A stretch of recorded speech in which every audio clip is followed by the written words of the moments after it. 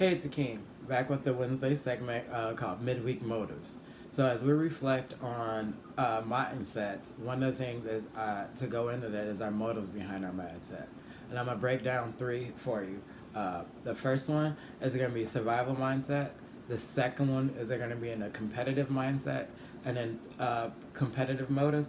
And the third is going to be achievement motives. And there are pros and cons to all three of these, and I feel like that most of us use a mixture of all three of these throughout our daily lives, or actually like within a week, with all of the things we experience. So the first one I'm gonna break down is survival.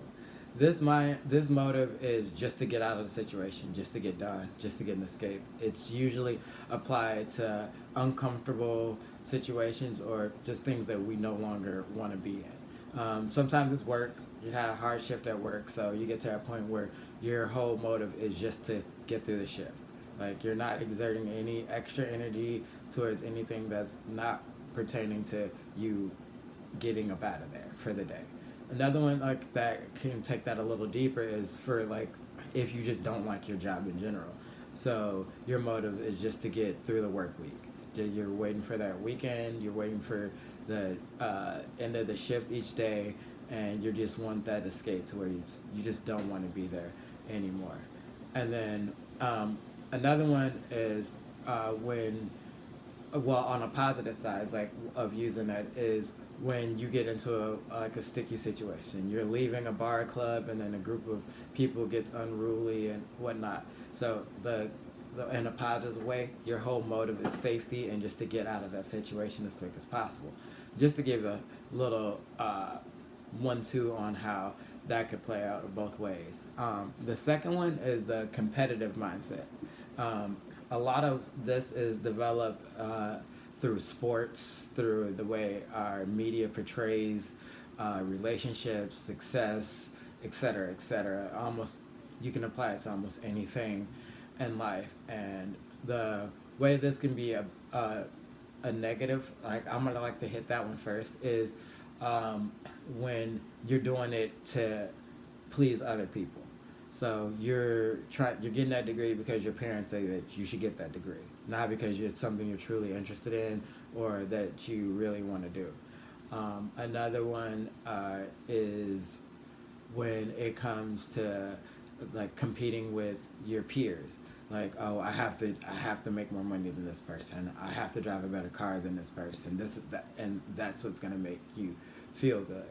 But on the positive side of that, it could be one if you're someone searching who wants a promotion at work. So you can look at things as in a more competitive thing. It's like I want to go the extra mile. I want to do a little bit more. I want to show that I'm willing to learn. I want to ask more questions, and in that way, it can be a very positive thing and actually help you grow within your career field or whatever endeavor you choose. You can apply it whether it's in the gym. You can do it when it's like say you're doing like a rec league. So there's very many places that it can apply in a positive manner. And then the last one, and these two kind of go together, is the achievement motive. Is your only goal just to reach the next level, reach the next goal, reach the next milestone?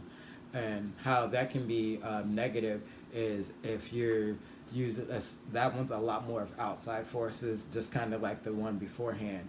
Is are you doing this because you feel that you need this validation from outside sources? Like, oh, I have to get this promotion, or I have to get this car, I have to make this certain amount of money this year because such and such did it, or because my parents said they did it, or because my dad did it by the time he was my age. And those things to where it's more of a negative connotation as to why you're doing it.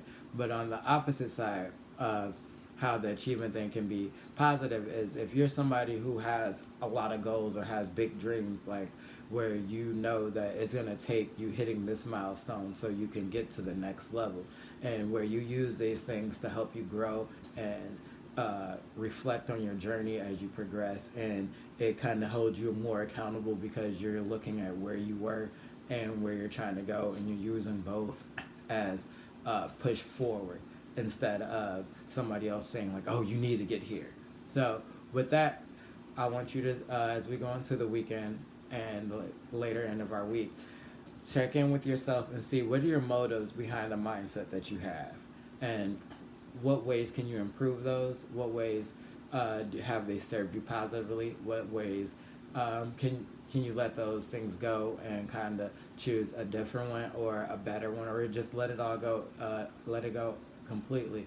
Because these things can apply in different areas of life, like the survival mode. Some people had it tough growing up, so it's easier for them, like it's harder for them to accept when they start making more money, for them to save and for them to not be the person that their family completely relies on and things of that nature. So take some time this week, reflect on your mindset and then your motives behind that mindset.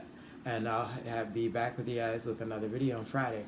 Have a great evening. Peace, sending peace, love, and light your way.